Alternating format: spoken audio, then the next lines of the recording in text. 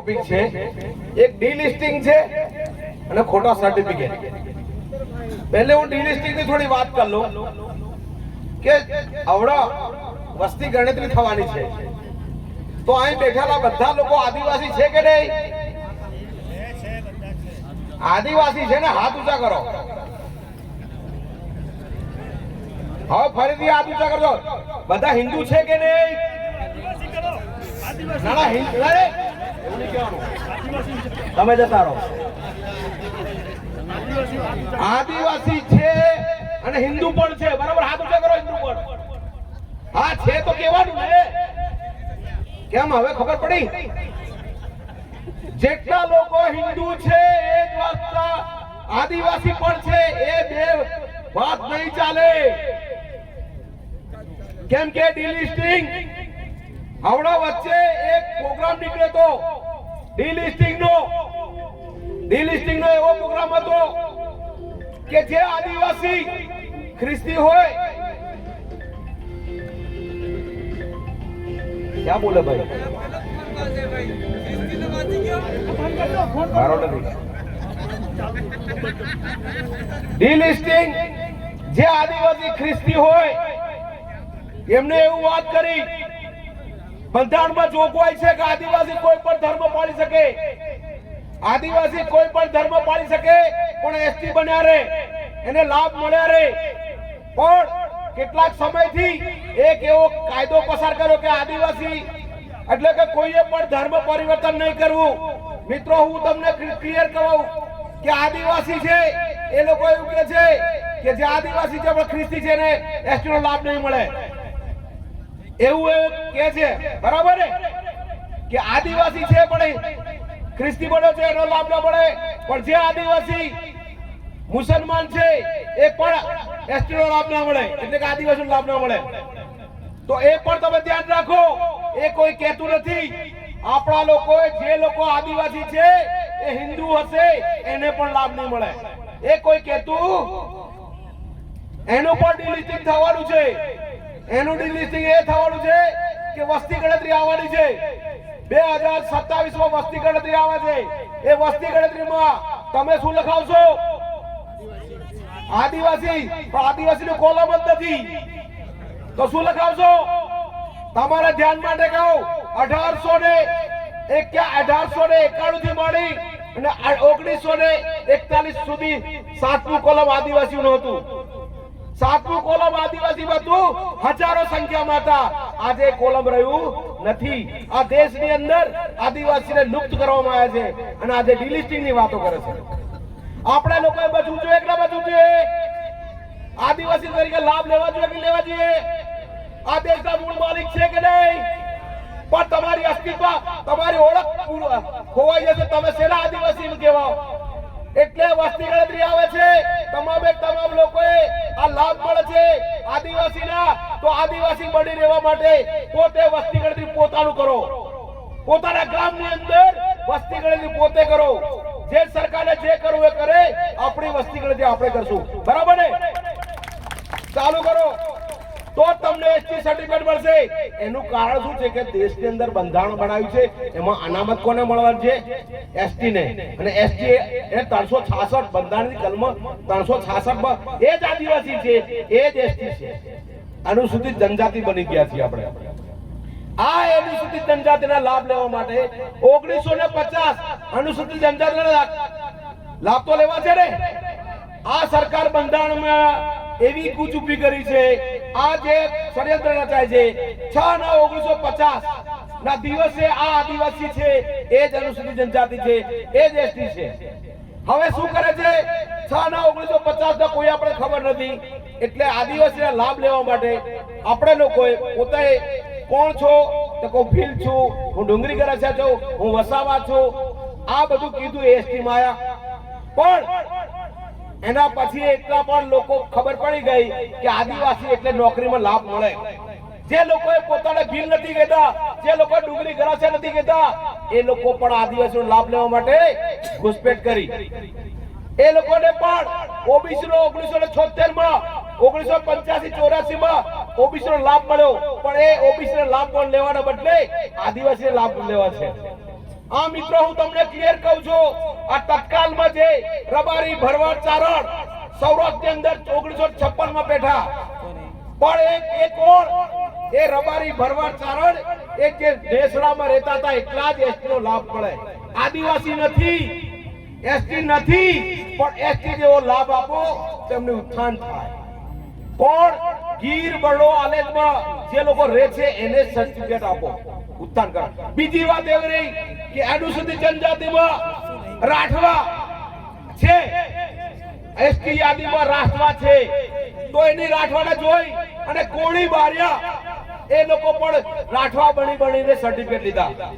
પેલા લોકોએ અઢળક રબારી ભરવાડ ચારણ પડી ગયા.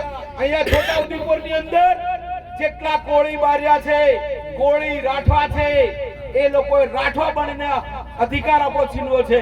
અને આખા જિલ્લા ની અંદર જે લોકો ઓબીસી માં છે 29મી જાતિ રાઠવા, કોળી રાઠવા 29 જાતિ છે.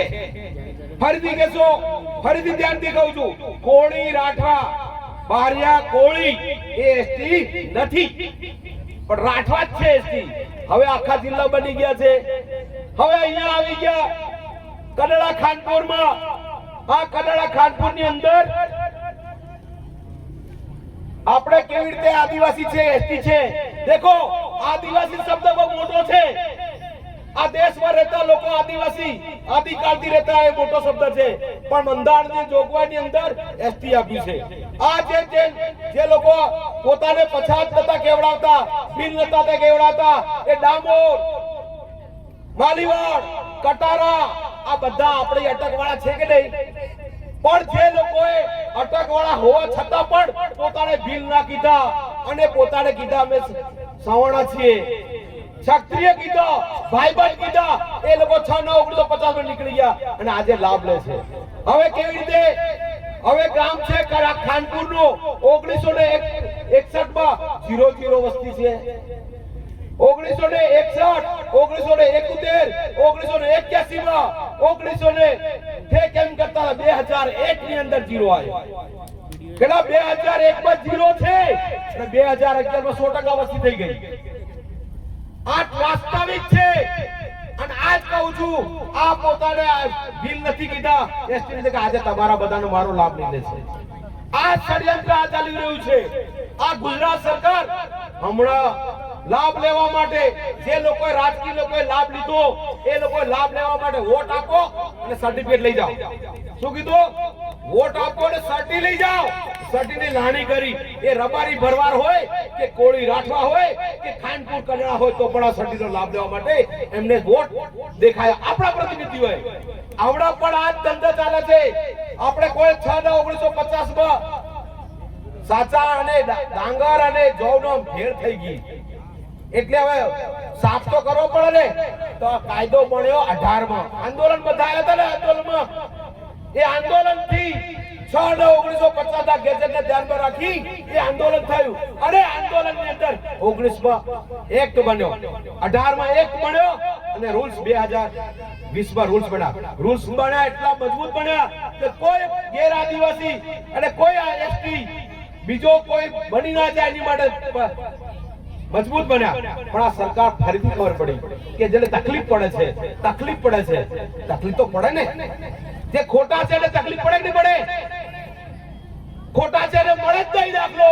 પણ તમને કોઈ તકલીફ પડે, એક દિવસનો 5 દાડા થાય તકલીફ પડે ને? 5 દાડા થાય તે કાગળ મેળવવામાં, પણ જેને સર્ટિફિકેટ ને કાગળ જ નથી મળવાના એ લોકો કે અમને તકલીફ પડે છે.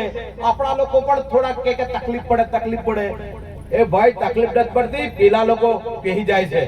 હવે નીતિ નિયમ ઘડાયો છે. હવે એમ કે હળવા કરવાના. હમણાં જ અઠવાડિયા 15 દાડા પહેલા મીટિંગ થઈ હતી. આખા આપણા ધારાસભ્યો બધા એ લોકો કે તકલીફ પડે છે. એટલે ભાઈ તમને વોટમાં તકલીફ પડે છે. વોટમાં ખોટા લોકોના વોટ જોઈએ છે એટલે તકલીફ પડે એવું કે છે. પણ આ કાયદો અને રૂલ્સ મજબૂત છે. મિત્રો હું તમને એક કહેવા માંગુ છું, આ કાયદો રૂલ મજબૂત છે, પકડી રાખો. કોઈ પણ એક વ્યક્તિ ખોટો નહીં પહેરે. એટલા મહેનત કરી રહ્યા છે આ ધારાસભ્યો. આ જે લોકો ચૂંટાય છે એ આપણું હિત નથી દેખતા, એનું પેટનું હિત દેખે છે. આ ક્લિયર વાત છે. આ એક કડે રૂલ મજબૂત છે, એને પકડી રાખો, એને સમર્થન આપો, બદલાવો જોઈએ. હવે 6/9/1950 ની કટ ઓફ ડેટ નીચે ઉતારવાની વાત કરતા આપ સાહેબ નતા. કટ ઓફ ડેટ માટે મળ્યા બધા ધારાસભ્યો કે વાહ આનું કંઈક કરવું પડે. હવે કટ ઓફ ડેટ કેવું છે 1950 માં નક્કી થાય કે આદિવાસી કોણ કહેવાય, એસટી કોણ કહેવાય, તો કઈ જવું પડે 1950 માં જવું પડે. એટલે કઈ જવું પડે 1961 માં જવું પડે. વસ્તી બહુ લખાવ્યું હતું એને જવું પડે કે જવું પડે. તો હવે ખાનપુર વાળા કનડા વાળા ને રબા પેલા છોટાઉદેપુર 1961 માં 00 છે. મળે ખરા? ના મળે ને. આ ક્લિયર વાત છે. એ લોકો 1971 માં 00 છે. એટલે હું કે કટ ઓફ ડેટ 50 ની હોદવાની 80 માં ગોતો એમ કે. હવે 80 માં ગોતો તો બધા બેહી જાય કે બેહી જાય. હવે કરવા દેવાય ખરો.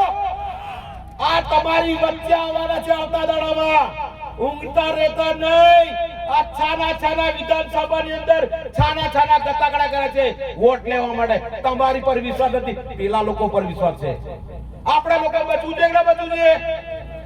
હવે 1950 ને શું કહેવાય ખબર છે? આપણા ખેતરમાં વાડ કેમ કરીએ? આપણે ખેતરમાં વાડ કેમ કરીએ? ઢોરો પહેરી ના જાય એમ કરીને. તો કેટલી વાડ ઊંચી કરવી પડે? ઢોર કરતા હાઈટ મોટી. એ આપણી 1950 છે. અને 3 ફૂટ કર દો તો શું થાય? પહેરી જાય ને ઢોરો.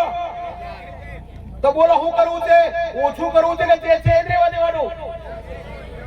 તો આ વાતને પકડી લેજો. કોઈને મેં કરવાની તાકાત નથી. આદિવાસી થોડો હેરાન થશે પણ ખોટા લોકો તો પહેર નહીં. એ ક્લિયર કટ કરી દો. નહીં તો પછી યાદ રાખજો તમે બધા તૈયાર રહો. આ સરકારો કોઈ પણ સરકાર હોય એ આદિવાસી લડવાનું કામ કરવાની છે. હાચા આદિવાસીઓ ઉભા થશે અને ખોટા તો ખોટા છે આવી છે તમારી સામે. અને હું ફરીથી કહું આ જાતિ સર્ટિફિકેટ કઈક ને કઈક મણી તરફ લઈ જવા કરે છે. ખોટાઓને કહેશે તમારો હક છીનવાય છે, અમે તો આલ્યું તું એમ કે. પણ પેલો પ્રવીણ બોલ કરે ઠોકો અને આપણા વાળા હુઈ રહે તો જે માર પડશે તો બોલવું પડે નહીં પડે? તો પછી હાચા ને ખોટા લડાકી લડાય. તો મણિપુર વાળી થાય કે ના થાય? કરવી છે સરકારને. આપણે કરવાની નથી. આપણા ધારાસભ્યને ઝપ્પા ખેંચો. બરાબર? આ ક્લિયર વાત છે. બચવું અને આવતી ભવિષ્યની આદિવાસી જય આદિવાસી કરવું હોય તો તમારા ડિલિસ્ટિંગ ની અંદર વસ્તી ગણતરીમાં તમારે આદિવાસી લખાવજો. અને સર્ટિફિકેટ 1950 અને 2018 નો અને 2000 રૂલ નો વાક્ય પાયો. કોઈને તાકાત નથી અંદર પહેરી શકે. પણ જાગતા રહેવા જરૂર છે. આ બેઠા છે જે લોકો બેઠા છે એ પોતાના પેલા પેજ પ્રમુખ નથી, પેટ પ્રમુખ છે. પેટ પ્રમુખ આ વિધાનસભામાં બેઠેલા લોકો તમારું મારું હિત ઈચ્છા હોય તો આ કાયદાને પકડી લેવું પડે ને લેવું પડે. અરે ગાડીઓ ઉભી રાખો એમને. આ ચેતરભાઈને પણ આપણે કહીએ તમે શું કહેવા માંગો છો એમને પણ કહેવાનું. કોઈ પણ ધારાસભ્ય હોય એને ઉભા રાખો કે આદિવાસીના સર્ટિફિકેટ તમારું શું કહેવાનું છે. દાળ દૂધ બને દહીં પગ જોઈએ નહીં. આપણે તમારા ને મારા છોકરાને આપણે લીલા થયા છે ને આ બધા અસલ દેખાય ને એના એક વાર સર્ટિફિકેટ ને લીધે જાય. બચાવો. અને હું તમને આહવાન જ કરવા આવ્યો છું આપણા લોકો જાગૃત થાવ, નહીં તો વાતો ઘણી થશે પણ ક્યાંક ને ક્યાંક ગૂંચવાડો ઉભો કરતા જાય છે. આપણા લોકો ફરીથી કહું, હું બધાને કહું છું સર્ટિફિકેટ બચાવો, આદિવાસીની અસ્તિત્વ બચાવો. આમના જે મહાપુરુષોનો આજે યાદ કરીએ અને આપણે મજબૂતાઈથી લડીએ. અને લડવાથી યાદ કરવાથી નહીં, લડવું પણ પડશે. અધિકાર સંવિધાનિક થી જ લડવાનું. આ તમને શેડ્યુલ 5 નો પૂરેપૂરો અધિકાર છે. 13(3) નો અધિકાર છે. રૂઢિગત ગામ સભાનો અધિકાર છે. અને જાતિ સર્ટિફિકેટ તમારા બિલકુલ અધિકાર છે. આની માટે બોલો, તમને કોઈ વાંધો નથી. બાકી તમને છોડવાના. યાદ રાખજો આદિવાસીને ટાર્ગેટમાં છે. આ ક્લિયર વાત કહું છું.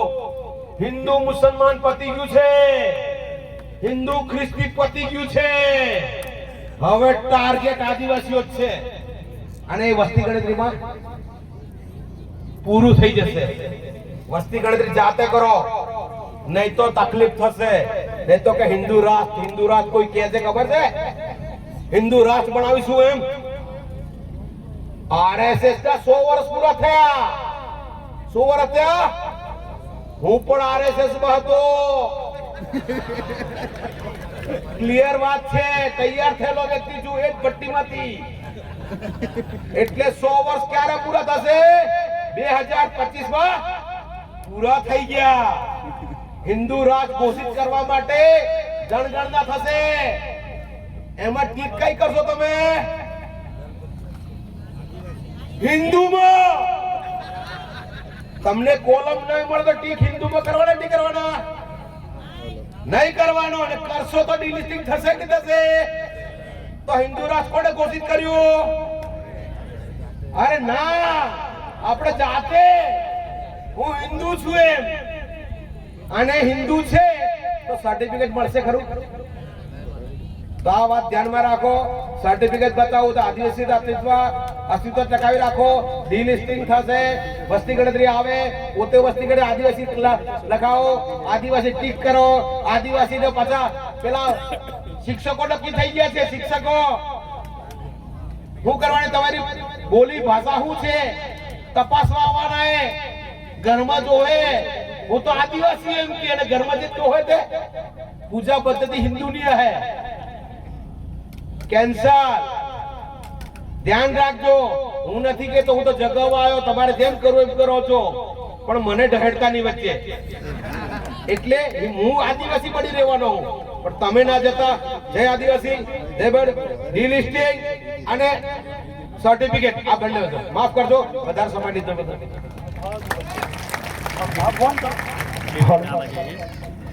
પ્રવીણ